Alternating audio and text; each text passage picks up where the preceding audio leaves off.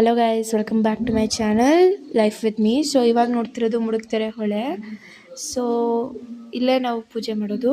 So ಹೀಗೆ ಪೂಜೆ ಮಾಡೋದು, ಕಳಸ ಇಟ್ಟು ಪೂಜೆ ಮಾಡೋದು. ಸೊ ಕೆಳಗೆ ಅಕ್ಕಿ ಸುರಿದು ಹರಡಿ ತಪ್ಪಲೆಗಳನ್ನೆಲ್ಲ ಇಟ್ಟು ಎಲೆ ಇಟ್ಟು ಕಾಯಿಗಳಿಟ್ಟು ಅದನ್ನು ಹೂವಿಂದ ಡೆಕೋರೇಟ್ ಮಾಡ್ತಾರೆ.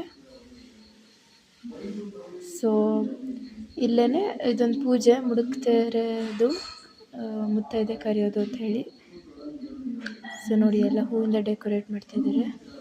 ಎಲ್ಲ ಡೆಕೋರೇಟ್ ಮಾಡಾದ್ಮೇಲೆ 2 ದೀಪ ಹಚ್ತಾರೆ ಮುಂದೆ. ಮತ್ತು ಎಲ್ಲ ಕಳಶದ ಮುಂದೆ ಏನೇನು ಇರಬೇಕೆಲ್ಲ ಇಡ್ತಾರೆ. ಕಾಯಿಗೆ ಅರ್ಶಿಣ ಹಚ್ಚಿರ್ತಾರೆ, ಎಲ್ಲ ಆಗಿರುತ್ತೆ ನೋಡಿ. ಈಗ ದೀಪ ಹಚ್ತಾರೆ ಎಲ್ಲರೂ. ಸೊ ಇಲ್ಲಿ ನಾವು 9 ಜನರು ಮಾಡಿದ್ದೀವಿ.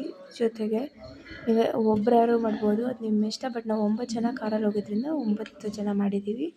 ನಾವು ಬೆಳಗ್ಗೆ ಬೇಗ ಎದ್ದು ಕಾರಲ್ಲಿ ಹೋಗಿ ಇದೊಂದು 7:30 8 ಗಂಟೆ ಸುಮಾರಾಗಿ ಮಾಡಿದ್ವಿ ಪೂಜೆ.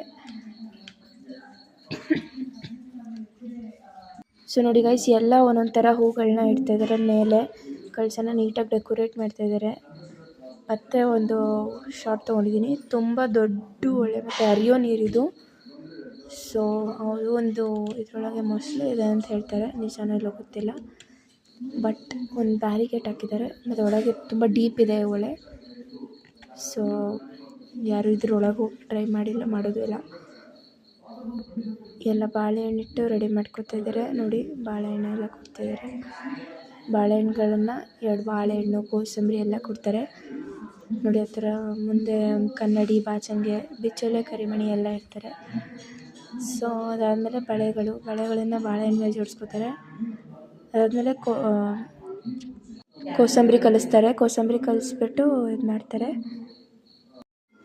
ನೋಡಿ ಗೈಸ್. ಸೊ ಈಗ ಒಂದೊಂದು ಇದಕ್ಕೆ ಜೊನ್ನೆ ಅಂತ ಕರೀತಾರೆ ಅದನ್ನು. ಒಂದೊಂದು ಪ್ಲಾಸ್ಟಿಕ್ ಬೌಲ್ ಆ ಥರ ಆಗಿರ್ಬೋದು, ಪೇಪರ್ ಬೌಲ್ ಸಿಗುತ್ತೆ. ಬಟ್ ನಮಗೆ ಸಿಕ್ಕಿದ್ದು ಪ್ಲಾಸ್ಟಿಕ್ ಜೊನ್ನೆ, ಅದಕ್ಕೆ ತುಂಬ್ತಾರೆ. ಮತ್ತು ಎಲೆಗಳನ್ನು ಕೆಳಗಿಡ್ತಾರೆ ನೋಡಿ. ಎಲೆ